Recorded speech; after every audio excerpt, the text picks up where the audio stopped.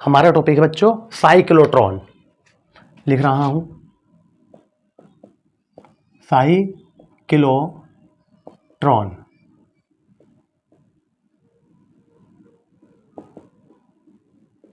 क्या होता है, पहले जैसा कि हम चलते ही हैं कि पहले समझाते हैं फिर आगे बढ़ते हैं। ठीक है, साइक्लोट्रॉन का मतलब समझिए है क्या है। ठीक है, मैंने आपको वन डे ग्राफ जनित्र भी पढ़ाया था। ठीक है, हम उस पर वीडियो बना चुके हैं। अगर आपने ना देखी हो तो प्लीज़ वो भी ज़रूर देखिए। मैंने उसका उपयोग भी बताया था कि जो डॉक्टर एक्सरे करते हैं उसमें उसे 20 से 25 हज़ार वोल्टेज की ज़रूरत पड़ती है। तो अब वो कहाँ से लाएंगे, हमारे घरों में तो लाइट 220-250 वोल्टेज आती है।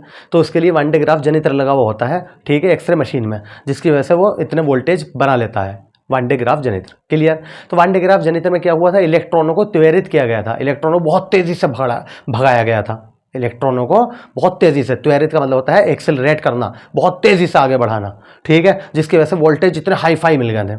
क्लियर है, वन डे ग्राफ जनित्र की बात समझ में आ गई। साइक्लोट्रॉन ठीक उसका उल्टा नहीं कह रहा है, इसे भी त्वरित करेंगे, लेकिन बस उसका उल्टा क्यों कहना चाह रहा हूं मैं, क्योंकि वहां पे हमने इलेक्ट्रॉनों को त्वरित किया था। इलेक्ट्रॉन कैसे होते हैं, नेगेटिव चार्ज को, मतलब ऋणात्मक को। यहाँ पे हम पॉजिटिव मतलब धनात्मक को त्वरित करेंगे। धनात्मक कण, जैसे कि तुम कहोगे क्या क्या, प्रोटॉन, ड्यूट्रॉन या धनायन, इन्हें हम क्या करेंगे, त्वरित मतलब बहुत तेजी से आगे बढ़ाएंगे। और इसमें भी हम लगभग 10⁵ विभवांतर विभवांतर उत्पन्न करेंगे। अब तुम कहोगे तो फिर इसका यूज क्या है, उसका यूज क्या बताया अभी मैंने, एक्सरे वाला।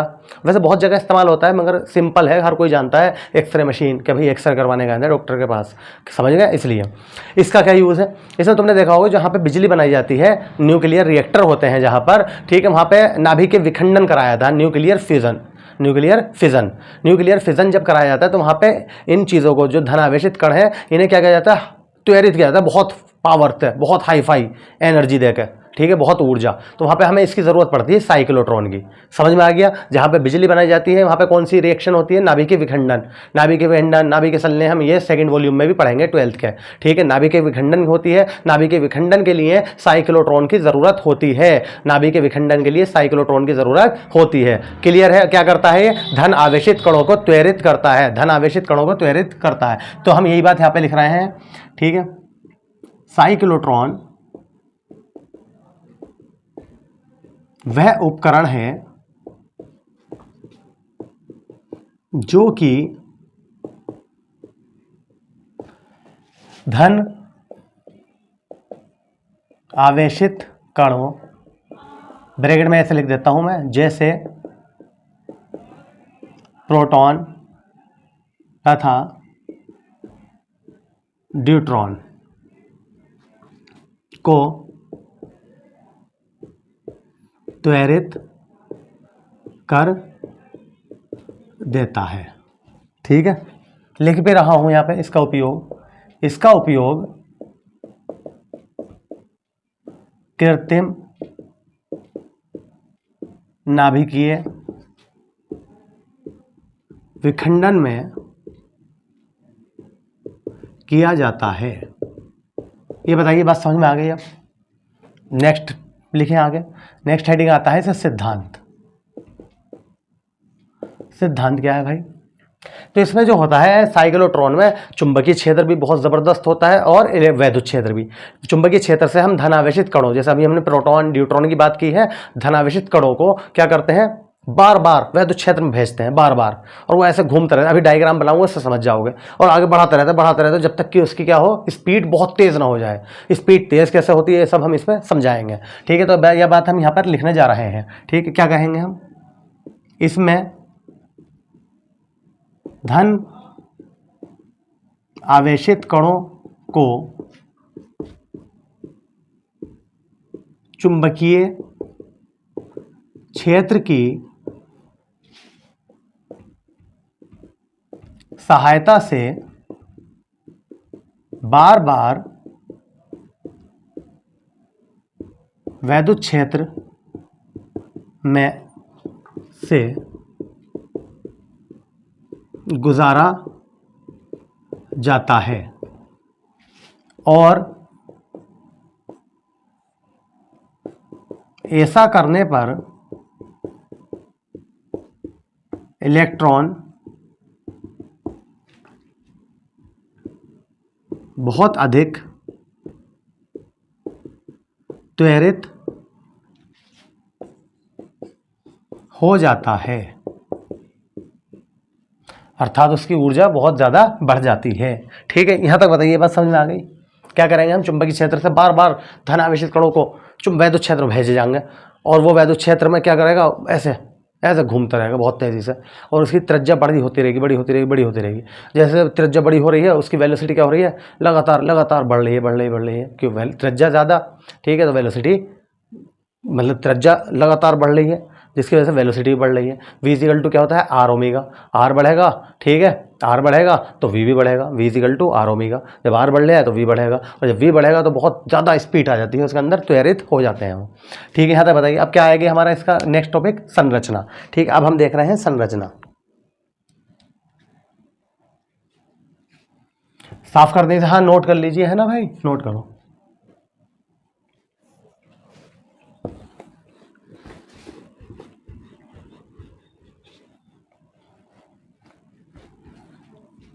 ठीक है, हमारा क्या है अब, संरचना।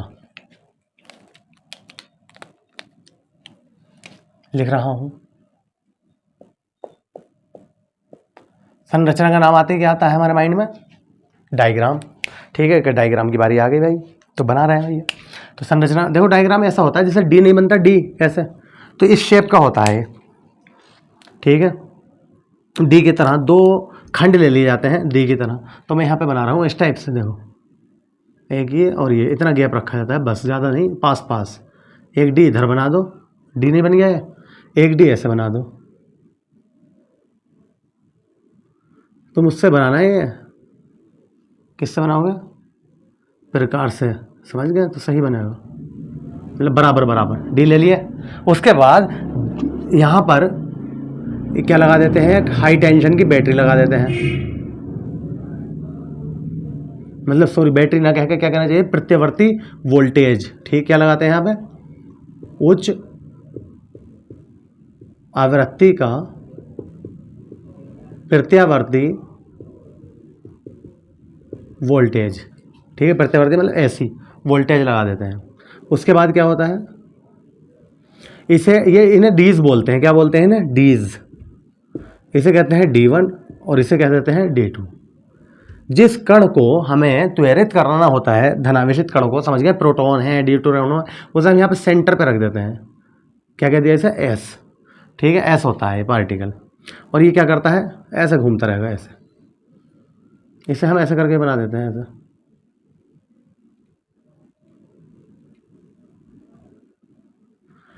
तो क्या करेगा, ऐसे घूमेगा ऐसा। ये बताओ, इसकी त्रिज्या ना बढ़ रही लगातार, देखते रहना इसे ऐसा,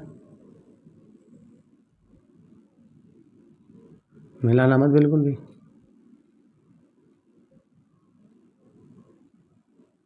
ये और यहाँ पर आने के बाद जब त्रिज्या बहुत ज़्यादा बढ़ जाती है तो जाहिर सी बात है निकल जाएगा, यहाँ से टकराएगा और यहाँ से क्या होगा, निकल गया। कैसे, ऐसे घुमा दो चाहे या ऐसे घुमा दो, समझ रहे हो मेरी बात।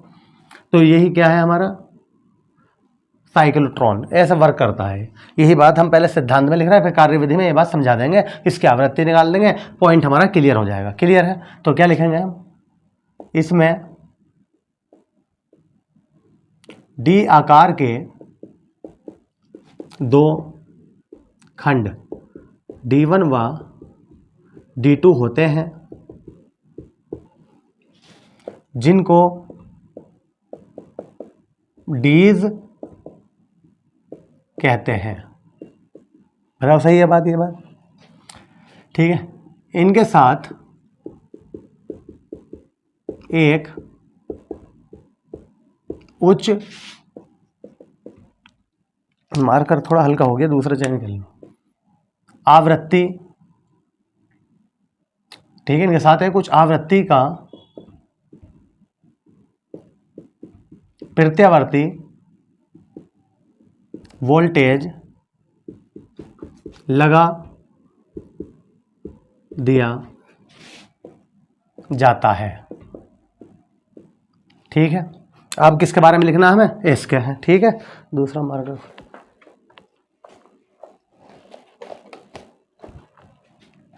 तो क्या करेंगे, फिर एस लगा दिया। एस एक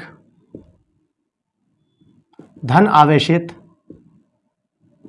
क्या है, एस एक धन आवेशित कण जैसे प्रोटॉन या न्यूट्रॉन है, जिसको हमें त्वरित करना है। इसको हम डीज के केंद्र पर रख देते हैं और इससे हम 10⁵ वोल्ट तक का विभवांतर प्राप्त कर लेते हैं। मैं चाहता हूं आप ये भी नोट कर लीजिए, डायग्राम बना लीजिए और ये नोट कर लीजिए, करिए।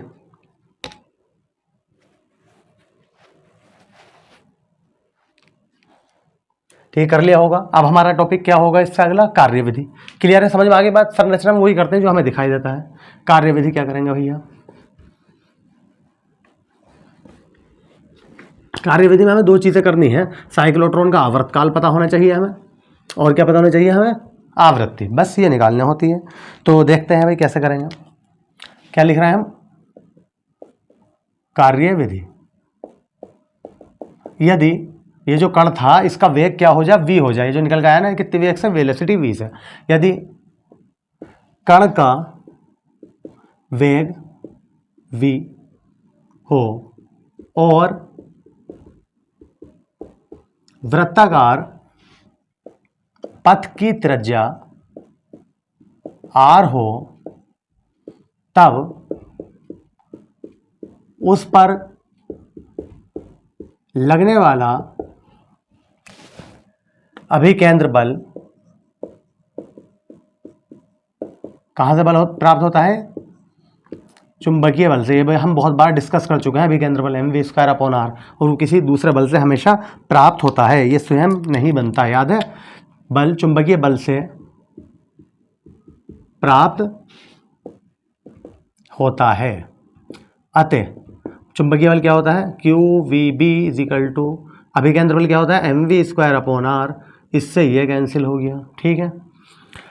तो QB क्या बचता है, R इधर को इधर ले जाते हैं तो mv/QB। याद है, आप पहले भी कर चुके हो। अगर मैं यहाँ पर, बस हम यहाँ पे क्या करेंगे, अगर मैं यहाँ पर v की वैल्यू पूछ लूँ तुमसे, ठीक है, वैसे R में ही रहने दो, इससे ही प्रूफ कर देंगे हम। यहाँ तक बताइए, बात समझ में आ गई या नहीं। क्या कहा था मैंने कि इसमें हमें निकालना है आवर्तकाल इसका और आवृत्ति साइक्लोट्रॉन की। तो आवर्तकाल किसे कहते हैं ये भी तुम पता होगा। एक चक्कर में लगा समय क्या कहलाता है, आवर्तकाल कहलाता है। जो ये इलेक्ट्रॉन था, प्रोटॉन या न्यूट्रॉन था, इसने पूरा एक चक्कर कंप्लीट कर दिया, तो उसमें जितना टाइम लगा वो आवर्तकाल है। तो वो निकालने जा रहा हूँ मैं, ठीक है। इसे साफ कर दूँ अब, इसे आपने बना तो लिया ही, ठीक है। लिख रहा है, यदि धन आवेशित कण का आवर्तकाल T हो तब, तो T बराबर क्या होता है भाई, पढ़ा होगा है 2πr/v। पढ़ा है, कहाँ से आया, अगर आप कहोगे कहाँ से आ गया सर हमें ना पता, हमने ना पढ़ा, तो हम कहते हैं v बराबर क्या होता है, r ओमेगा। तो v r ओमेगा की जगह पे क्या लगा देते हैं, 2π/t। t को इधर ले गया मैं तो 2πr/t ना आ गया, ये ना आ गया, निकल गया। ये मैंने कहा था कभी मत भूलना, v r ओमेगा, ठीक है। बताओ समझ में आ रही बात। v r ओमेगा हर जगह इस्तेमाल हो जाता है, कहीं भी इस्तेमाल हो जाता है इसका। v r omega. v क्या होता है, लीनियर वेलोसिटी, ओमेगा क्या होता है, एंगुलर वेलोसिटी, मतलब रेखीय चाल, और ये कोणीय चाल। r क्या है, त्रिज्या है, तो इनमें संबंध है। और ओमेगा बराबर क्या होता है, 2π/t। t क्या होता है यहाँ पे, आवर्तकाल। आवर्तकाल किसे कहते हैं, एक चक्कर में लगा समय क्या कहलाता है, आवर्तकाल। तो t को इधर लेगा, v इधर। क्लियर है यहाँ तक। अब ये r की वैल्यू उठाओ, यहाँ पे लगा दो, आवर्तकाल आ जाएगा। और जब आवर्तकाल आ जाएगा उसका उल्टा कर दो तो क्या आ जाएगी, आवृत्ति आ जाएगी। क्लियर। तो करते हैं भाई, क्या लिख रहा हूं मैं यहाँ पे, समीकरण 1 से। तो t = 2πr, r की वैल्यू क्या है, mv/QB। ऐसे कहोगे, बटे में आ जाएगा QB, और अपॉन में क्या चल रहा है यहाँ पे v, तो v से v कैंसिल, तो टी बराबर क्या आ गया हमारा 2πm/क्यूब। याद रखना आपको, इसमें न्यूमेरिकल भी आ जाता है साइक्लोट्रॉन के आवर्तकाल पे। इससे भी ज़्यादा इंपॉर्टेंट है साइक्लोट्रॉन की आवृत्ति, उस पर सबसे ज़्यादा न्यूमेरिकल आ जाते हैं। तो यदि क्या बोलते हैं उसे, साइक्लोट्रॉन की आवृत्ति f हो तब, तो f बराबर क्या पढ़ते हैं हम, f बराबर 1/t।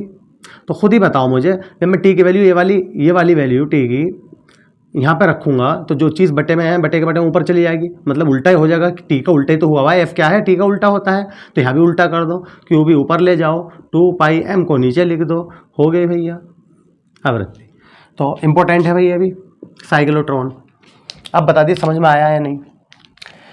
अगर कहीं भी कन्फ्यूज़न हो तो आपको क्या करना है, दोबारा से इसे रिपीट करनी है वीडियो को, फिर देखना है, ठीक है। बस आपसे मेरी इतनी रिक्वेस्ट है, अगर मेरा चैनल अभी तक आपने सब्सक्राइब नहीं किया है तो प्लीज़ ज़रूर कर दीजिए, और बेल आइकन को भी प्रेस करना ना भूलें, जिससे कि टाइम टू टाइम आपको नोटिफिकेशन मिलते रहे जैसे जैसे मैं वीडियो अपलोड करता रहूँ।